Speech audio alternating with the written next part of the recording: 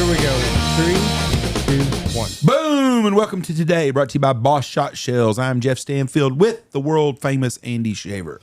Yes. Today's September 16th. Today is September 16th. My person that died today invented a gadget that is used every day worldwide and has been since the early 1700s. A gadget. Something we use every single day. Every day. Everybody does. Worldwide. Worldwide. The first coffee maker. No. I'll give Some you, people don't drink I'll coffee. give you a so. hint. Okay. It changes seasonally. Candles? It changes during dark and during light. It changes. Well, they're trying to do a homer call there on Tennessee right there. It changes. What would change in the dark? Up and down. It goes up and down? Yep. Oh, God. I don't know. His name is Daniel Gabriel Fahrenheit. Oh, temperature? The Thermometer. Thermometer, yeah. Yep. Daniel Gabriel Fahrenheit was born in Poland to a family of German extraction, which I guess would be immigrants. Fahrenheit significantly improved the design and manufacture of thermometers. His were accurate and consistent enough that different observers, each with their own Fahrenheit thermometers, could reliably compare temperature measurements with each other. Did he also invent the Fahrenheit system? Precision thermometry, alcohol thermometer, mercury and glass thermometer, the Fahrenheit scale, and the Fahrenheit hydrometers would be invented. Why? I don't understand why we invented that. Like, why do we have to be different? Well, instead of being the Metric, Celsius. where water boils at 100 degrees and freezes at 0. I think it's Fahrenheit or Celsius Yes. are the two temperatures. Yes, and water boils at 100 degrees Celsius and freezes at 0 degrees Celsius. That just seems to make more sense than 212 and 32. Well, I don't think you can blame this on us. He was in Germany and Poland when he did this. I don't understand why we did that. But anyways, he was... By 1706, Fahrenheit was manufactured and shipped thermometers and spirit field thermometers using the Florentine temperature scale. In 1708, Fahrenheit met with the mayor of Copenhagen and astronomer Ole Romer and was introduced to Romer's temperature scale and his methods for making thermometers. Romer told Fahrenheit the demand for accurate thermometers was high. The visit inspired Fahrenheit to try to improve his own offerings. Perhaps not coincidentally, Fahrenheit's arrest warrant was dropped around the time of meeting with Romer. They arrested him for leaving the country. Anyways, he found a way of doing it and adding some alcohol to it and ammonium chloride or sea salt and a fragolic mixture of ice water and salt to reach equilibrium temperature. So anyways, that's who was born today. My person that died today was, or actually he was born, the other guy died. He was born today. Outside of Sears Roebuck, he invented probably the next biggest retail store that we had. Walmart? No. But he trained Sam Walton. Sam Walton worked for him. And I did not know that till today either. Kmart? No. His name was James Cash Penny. Oh, J.C. Penney? Was born on September 16th, 1875 on a farm outside of Hamilton, Missouri.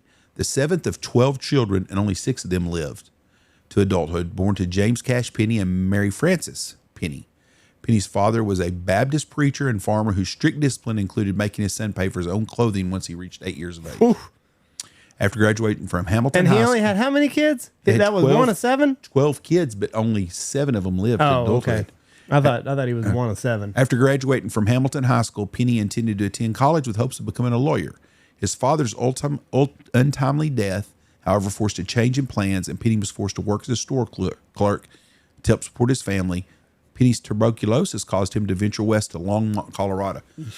So he goes to work for this company called the Golden Rule Stores. In 1902, owners Gus Johnson and Thomas Callahan were so impressed by his work ethic and salesmanship, offered him a 1/3 partnership in a new store he would open. Penny invested $2,000 and moved to Kimmermere, Wyoming to open a store there. He participated in opening 2 more stores, and when Callahan and Johnson dissolved their partnership in 1907, he purchased full interest in all 3 stores. By 1912, there were 34 stores in the Rocky Mountain states. In 1913, he moved the company to the Kearns Building in downtown Salt Lake City, Utah. The company was incorporated under the new name J.C. Penney Company.